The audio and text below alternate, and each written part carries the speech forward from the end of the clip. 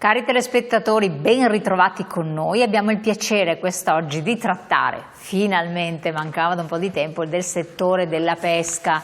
Quindi cerchiamo di accontentare tutti coloro che ci hanno fatto domande dicendo ma non parlate mai di questo argomento, stavolta veramente con gli esperti della CIA Veneto, Pescagri in modo particolare, entreremo nelle dinamiche per fare un po' il punto della situazione e per avvalorare certe posizioni che giustamente gli operatori del settore stanno vivendo, però non sono forse a conoscenza di tutti. La maggior parte di noi è consumatore del prodotto ittico ma non sa quello che ci sta dietro e la filiera come sta andando nella nostra regione in particolare, ma poi facciamo una panoramica un po' generale visto che l'Europa in qualche modo c'entra.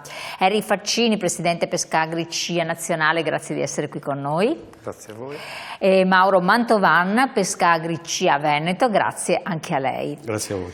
Allora dicevo un po' in generale, infatti subito partiamo con lei, ci dica un po', è un settore importante, fa parte del settore primario, la pesca a livello nazionale e soprattutto con l'Europa, perché sembra che l'Europa abbia stanziato dei finanziamenti significativi, sembrerebbe anche la regione, tra l'altro dopo vedremo, non pochi soldi, ma Intanto buongiorno a tutti. Sì, effettivamente è un momento particolare per la pesca, scusate, soprattutto per le difficoltà che il comparto riscontra quotidianamente dovuto da avversità climatiche, dovuto da normative che non hanno favorito il percorso della pesca in questi anni e da una congettura, diciamo così, generale che effettivamente fa arrancare il comparto pesca su diversi settori. Purtroppo riusciamo anche a non avere una strategia chiara per quello che è il prossimo futuro, proprio perché non si vede all'orizzonte la prospettiva chiara su cosa può essere veramente utile e concreto fare per dare supporto alla pesca e ai pescatori. Cioè, qual è la criticità? Sono stati ridotti in tanti i periodi di pesca effettivamente, progressivamente. Esatto. Eravamo rimasti a dei limiti dell'Europa che poi anche nelle dimensioni del pescato, delle reti, tutte queste cose qui, però poi erano stati rivisti, cioè le ragioni un po' i cittadini sulle varie situazioni che voi avete affrontato anche di recente a livello nazionale, così comprendono bene qual è la dinamica critica. Certamente. Giustamente, dico giustamente perché bisognerebbe osservare il quadro completo, vi sono state limitazioni importanti sia sui diritti di pesca sia sui tempi di pesca.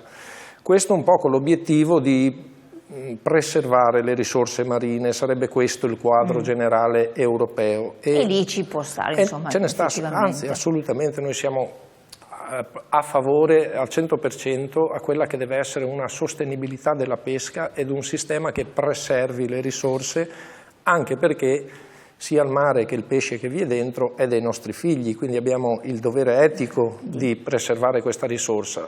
Però c'è questo grande però che effettivamente quella parte che sarebbe disponibile non sempre è facile poi portarla a terra, portarla a casa per le limitazioni, per le eccessive limitazioni che il comparto pesca ritrova e anche per i problemi dovuti da costi e dovuti da fattori esterni che limitano sia il pescato e sia la possibilità di investimento e di resilienza che i pescatori fanno fatica a portare avanti. È tutto uguale la situazione a livello nazionale, nord, centro, sud Italia, Adriatico, Tirreno, eccetera? Abbastanza, diciamo di sì. Io torno da Siracusa, da Marzamemi, dove sono stato ad un importante festival del pesce azzurro. Molto importante Festival del pesce azzurro, bellissima manifestazione, ma alla base dei ragionamenti vi è proprio questa difficoltà degli operatori di poter resistere, soprattutto le piccole imbarcazioni, le piccole attività che sono lo zoccolo duro del comparto pesca. Non riescono a garantirsi un futuro e non hanno nemmeno una progettazione chiara davanti a sé per poter effettuare investimenti e per soprattutto riuscire a trattenere i giovani nel comparto, che è la cosa più importante. Questa è la cosa importante. Per capirci, i costi di uscita dell'imbarcazione e purtroppo col gasolio, per quanto sia calmierato quello per la pesca eccetera, però comunque è aumentato. Le uscite che sono veramente poche, poi vedremo anche in Veneto, so che sono state ridotte tantissimo, ma la resa non è così alta. Esatto, anche quello, cioè oltre a tutte le limitazioni che si hanno in termini di tempi e di capacità anche d'acquisto del mero gasolio per esempio, piuttosto che la remunerazione degli operatori, di contro hanno anche il fatto che quando si esce a mare non sempre si riesce a portare a casa il prodotto che serve per riuscire a coprire la giornata, anche perché una battuta di pesca è pressoché duplicata in termini di costi. Quindi questo è un dato di fatto. La risorsa ittica c'è oppure perché sono cambiati anche gli spostamenti, poi parleremo anche di altre situazioni di coltivazioni eccetera. Di fatto c'è oppure il nostro mare si è depauperato, è cambiato diciamo così la fauna? Sì, sinceramente qualche disequilibrio vi è impossibile negarlo. Però con un apporto scientifico corretto, adeguato e soprattutto con le indicazioni che gli addetti al comparto, i pescatori danno in termini di possibilità di poter trovare pescato, ecco che lì vi sarebbe la necessità di avere un minimo di elasticità per riuscire in un qualche modo, come si diceva prima, a sfangare la giornata, a riuscire a portare a casa un reddito dignitoso. Le risorse vi sarebbero, vanno gestite in modo corretto, ma anche va data la possibilità agli operatori effettivamente di poterle raggiungere. Chiaro. Alla luce di questo, poi entriamo subito a bomba anche nella situazione veneta, che è anche particolare ma importante, anche perché esportiamo tanto noi in Veneto. L'Europa, che cosa chiedete all'Europa? Perché ci sono diverse posizioni. Soprattutto per la piccola pesca che rappresenta il 70% della nostra flotta, ci sono delle criticità che non sono comprese. Lei ha mai avuto modo voi avete modo di interagire con esponenti europei o di andare a Bruxelles a relazionare la situazione?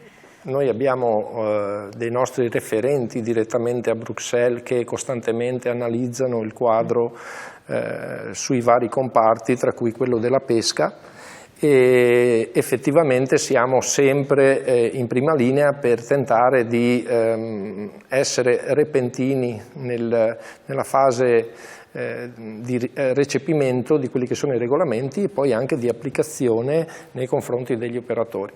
Però effettivamente queste norme vanno interpretate poi a livello nazionale, a livello regionale e si spera sempre in tempi utili per poter averne un minimo di beneficio.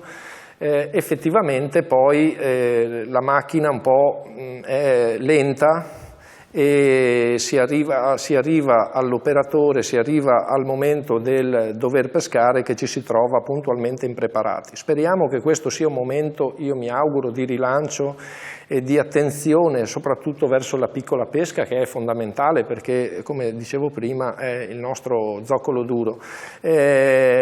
Immaginiamo anche, infatti i fondi FEAMPA effettivamente vanno nella direzione di corroborare l'allevamento e l'iticoltura di più rispetto alla pesca, però effettivamente manca un piano strategico a livello generale, a livello nazionale, proprio perché siamo ad oggi abbastanza impreparati a livello nazionale sull'iticoltura.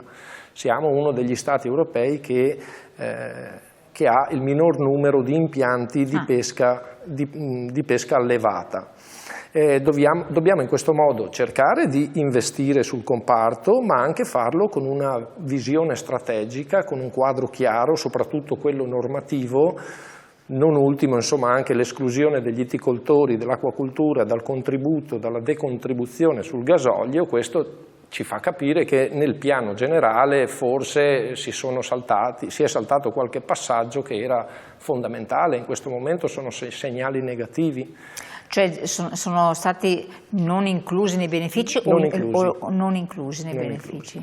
E quindi speriamo, adesso la fase decisionale è ancora in atto di come si dice, di affrancamento e confidiamo sul fatto che si possa riuscire ad inserire anche gli itticoltori, perché effettivamente hanno le stesse spese, gli stessi costi rispetto ai pescatori, ed è lo stesso identico comparto, quindi non è ragionevole, insomma, dal nostro punto di vista, che ci sia un distinguo.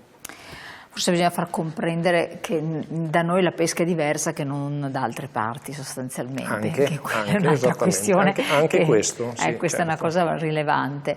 Chiedo adesso a lei, Mauro Mantovan, in Veneto mi risulta che oltre 3,5 milioni di euro sono stati messi a disposizione dalla Regione nell'ambito del programma FEAMPA 2021-2027.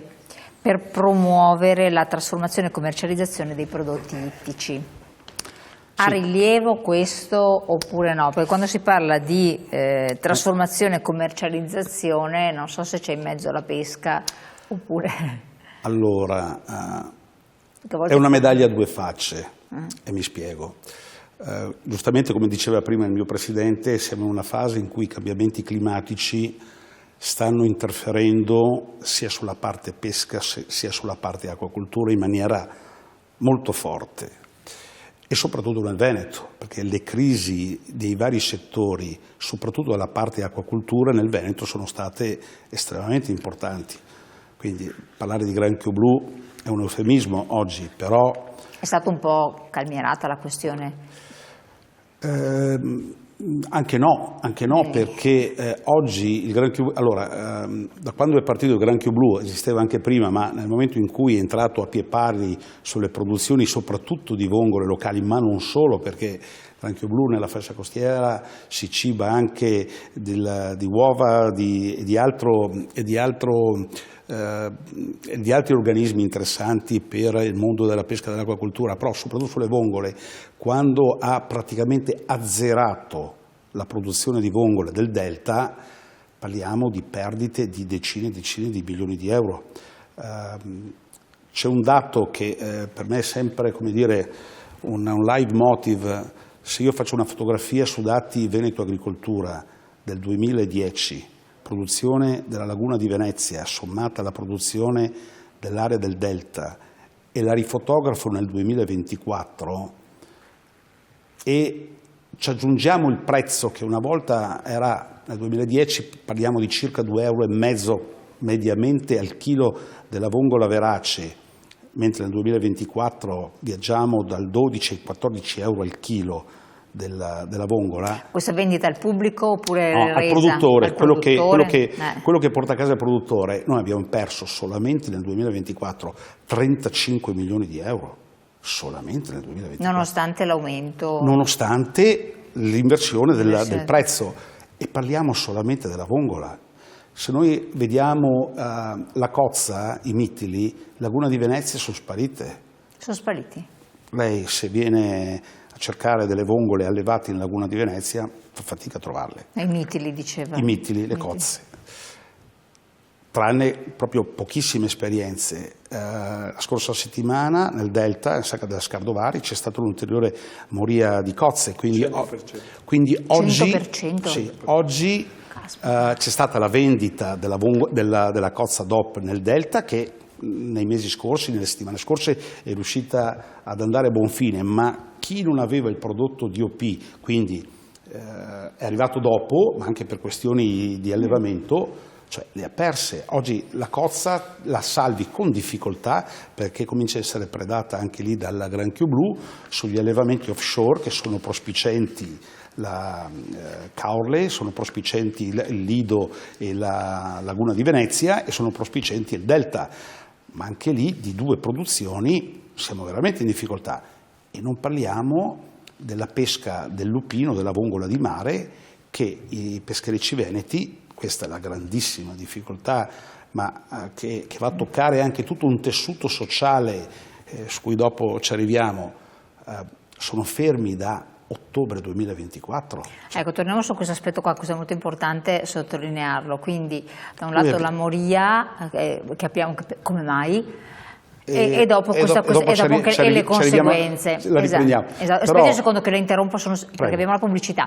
Qualche secondo, ma restate con noi perché l'argomento è molto interessante e importante.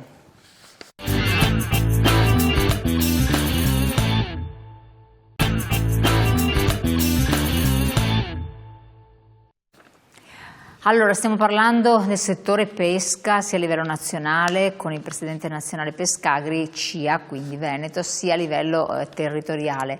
Le ridò la parola, signor Mantovan, però c'è un messaggio, ma le regole della pesca in Italia sono uguali a quelle della Croazia e Slovenia? Perché se non è così ci potrebbero essere delle situazioni svantaggiose per l'Italia. Vecchio tema.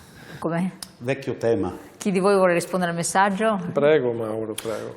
Questo è un vecchio tema, cioè la competizione fra i pescatori italiani, i pescatori sloveni, i pescatori croati c'è sempre stata, quindi le regole del fermo pesca italiano non sono il fermo pesca... Ah, non coincide? No, No. non coincide, dopo ci sono i tavoli di coordinamento, okay. ovviamente, però il pesce non è che ha il passaporto, quindi quando è in Croazia non è che non vado in Italia, non vado a pescare, quindi... Io credo che oggi il tema, lo aveva toccato sempre prima il Presidente, sia, allora noi dobbiamo salvaguardare gli stock ittici, giustamente come si diceva nel quesito, in coordinamento con chi pesca nel bacino adriatico, perché certo. stiamo parlando principalmente del bacino adriatico, però va salvaguardato lo stock ittico, però con una grande attenzione al tessuto sociale dei pescatori e degli allevatori, perché altrimenti se mi crollano e se non c'è un ricambio generazionale, ma soprattutto non c'è un sostentamento delle imprese, noi perdiamo tutto un nostro mondo. A spanne, quanti operatori, di che numeri stiamo parlando? In Veneto e dopo a livello nazionale, se c'è la stessa criticità, pare di aver capito. Guardi, le do solo un dato, cioè le do un dato che secondo me rende ancora meglio l'idea, perché parlare di 2.000, 3.000, 5.000, 10.000 ci dice fino a un certo punto. C'è una cooperativa nel Delta che prima della crisi del granchio blu aveva 250 soci, adesso ne ha meno di 120. Solo nell'ultimo anno possiamo dire che solo nel Delta sono sparite 600 partite IVA. E attenzione, il Delta è diverso da un tessuto come può essere Caorle, come può essere Chioggia, che nell'entroterra c'è un tessuto produttivo per cui ci può essere una compensazione, fermo restando la perdita di tradizioni, di perdita di risorse, eccetera. È proprio perdita netta. Porto Tolle, quindi il comune di Porto Tolle, che è il Delta Veneto, o c'è l'agricoltura o c'è la pesca e l'allevamento. Nella misura in cui mi entra in crisi tutto il settore primario, è un tema di grande discussione. Quindi ritorno su quello che dicevo prima riguardante la vongola di mare. Nella misura in cui ho la crisi della vongola verace, ho la crisi della cozza lagunare, ho la crisi della vongola di mare, dove i pescatori, quindi le famose vongolare, non vanno fuori da quasi 2 anni, e questo è un grande tema. Quindi le vongole che si trovano, per rispondere all'immagine della domanda. San Benedetto in giù. Ah, da San Benedetto in giù. E qui entra nel tema un altro ragionamento che faceva prima Faccini, l'esperienza del pescatore. Quando il pescatore dice è successo qualcosa nell'area veneta, nell'area prospicente, anche la stessa Romagna, vuol dire che le piogge alluvionali che sono state negli anni scorsi, i grandi eventi atmosferici, la pianura padana si è lavata nell'Adriatico.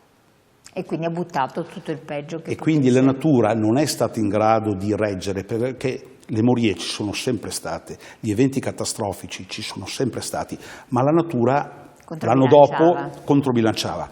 Essere fermi da 2 anni, adesso c'è qualcosa che sta crescendo nell'Adriatico, molto piccolo, però necessita, se tutto va bene, di altri circa, mi dicono gli amici pescatori, 8-10 mesi.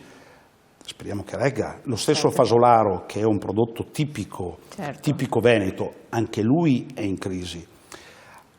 Allora, i finanziamenti di cui lei prima mi parlava, lo stock dei finanziamenti FEAMPA, che sono i finanziamenti della Comunità Europea dedicati alla pesca e all'acquacoltura. Sono quasi 1 miliardo di euro, 980 milioni di euro circa a livello nazionale, di cui la Comunità Europea ne mette circa 500, gli altri sono fondi di rotazione e sono bilanci regionali. Veneto quanto ha a disposizione? 46 milioni di euro, pesca e acquacoltura per il settennato 2001-2007. Il Veneto ha fatto bene i compiti 2021 scusate, e 2027. Il Veneto ha fatto bene i compiti per casa, gli operatori, le associazioni, la regione. Perché dico che ha fatto bene i compiti per casa? Perché questi soldi li abbiamo quasi spesi tutti. Però come dico nei tavoli, io sono componente della Commissione regionale pesca, dico dobbiamo stare molto attenti, perché oggi se le imprese calano io non posso essere soddisfatto solamente se ho speso tutti i soldi o se li ho distribuiti alle imprese. Se il tessuto sociale mi diminuisce. Sì, ma poi non si può vivere di sostentamenti, insomma, sostanzialmente, perché questa è un'altra cosa allora, fondamentale. Questi non sono, in linea di massima non sono sovvenzioni, sono interventi per ristrutturazioni, per diversificazioni. Sì, però comunque... I finanziamenti li abbiamo, come si dice, le sovvenzioni le abbiamo viste in altri momenti, che è anche giusto averle, perché quando ci sono le crisi, vedi le vongole meriterebbero un'attenzione dedicata. Ma noi dobbiamo stare molto attenti con una visione strategica, nel senso che il tessuto dell'acquacoltore e del pescatore dobbiamo vederlo in prospettiva e sostenerlo perché ci mantenga quel tessuto che è necessario sia per la produzione ma anche per tutto l'aspetto enogastronomico che come veneti noi abbiamo. Certo. Leggo un messaggio un attimo che è arrivato da casa, perché ci tengono i nostri telespettatori a che leggiamo anche i loro messaggi. Ma il costo del gasolio per le imbarcazioni è lo stesso del rotabile? I pescatori non hanno già delle agevolazioni? Indubbiamente sì, il prezzo del gasolio dei pescatori è praticamente defiscalizzato, cioè non c'è ombra di dubbio. Però il consumo è di un certo tipo, è uno di quegli aiuti che storicamente il settore primario ha avuto, vuoi per la pesca, vuoi per l'agricoltura, eccetera. Però il costo industriale è aumentato e quindi è chiaro che il costo di produzione mi mette in crisi e quindi torniamo al ragionamento che mi diceva lei prima. In questi giorni nelle varie marinerie ci sono degli incontri proprio per decidere, al di là di quello che mi dice la Commissione Europea, quante volte vado fuori, quante volte vale la pena uscire, perché? Certo. Perché il gioco deve valere la candela. Assolutamente. A livello nazionale c'è questa medesima criticità coniugata in termini diversi? Ci sono regioni dove possono prendere provvedimenti o sono stati presi provvedimenti che hanno agevolato? Insomma, com'è un po' il panorama? Il panorama è identico a livello nazionale, infatti funziona così per tutti. Oggi però a livello nazionale i pescatori, dicevo prima, ossia proprio coloro che escono a mare a prendere pesce, avranno una corroborazione, diciamo così, dei costi, uno sgravio dei costi, mentre l'acquacoltura e l'itticoltura, che è parte fondamentale della pesca a livello regionale, non vede questa agevolazione. Però loro, io sto pensando all'acquacoltura, cioè penso da profano, l'acquacoltura e l'itticoltura hanno delle uscite minori. Posso fare un esempio? Esatto. Ecco, faccio un esempio, io sono stato fisicamente negli orti dei vongolari di Scardovari ad affrontare quello che era il tema delle alghe, perché 2 settimane fa, prima della moria, vi era un fenomeno di alghe importante sia nella sacca di Scardovari sia che nella sacca di Goro in Emilia Romagna, medesimo problema, e già solo per rimuovere queste alghe all'interno dei recinti le uscite in barca sono state duplicate, triplicate per poter portare fuori alghe, per dare la possibilità alle vongole di non morire. Ecco, alghe che si sono formate per l'innalzamento delle temperature. Esattamente, per l'innalzamento delle acque, delle temperature di questo periodo, e anche per una mancanza, diciamo così, di circolazione d'acqua corretta all'interno delle stesse. Quindi ci sono spese ingenti. Sono costi che si triplicano, perché effettivamente il gasolio è anche aumentato quasi del doppio, diciamo così, per i pescatori, e le uscite si sono allargate. Bisogna fare più uscite per pescare la stessa quantità di prodotto, quindi è veramente un volano. Messaggio: non credo che l'Italia abbia il miglior pesce d'Europa, ma è anche vero che ha oltre 3.000 km di costa mare, pertanto un'opportunità di business eccezionale, e mi domando perché non è così nella realtà. Saluti e grazie per l'attenzione. Mi permetto di fare un'osservazione rispetto a questa domanda. In realtà l'Italia ha 8.000 km di coste e non 3.000, sono molti di più. Abbiamo 15 regioni che affacciano sul mare, quindi un potenziale che potrebbe essere sicuramente sviluppato. E poi mi sento anche di dire che sia tra i migliori pesci a livello europeo, cioè scusate, tra i migliori mari a livello europeo che garantiscono una qualità del pescato eccelsa.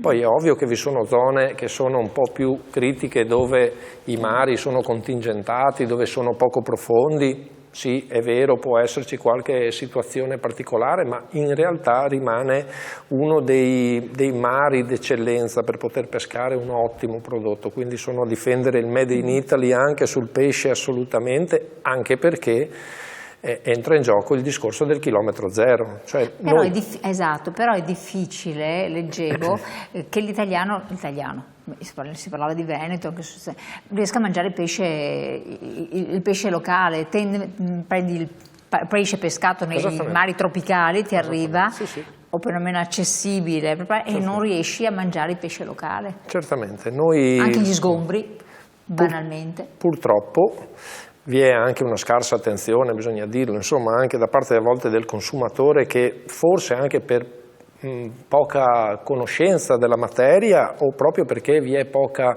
comunicazione su quelli che sono questi principi. Effettivamente l'Italia è uno dei paesi d'Europa, anzi il paese d'Europa che consuma più pesce, 37 kg pro capite.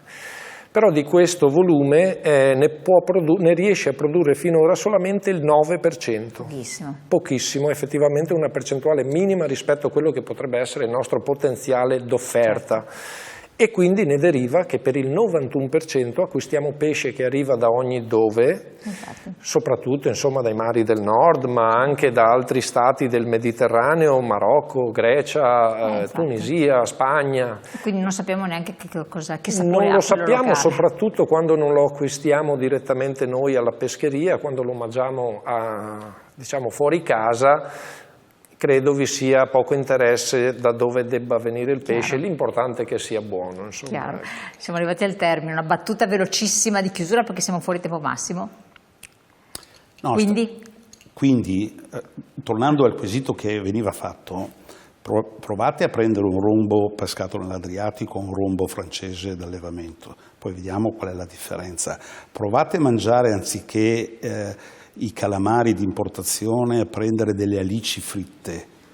Provate a fare la differenza, provate a fare dei moli fritti, che è un pesce che costa molto poco, comunque non costa.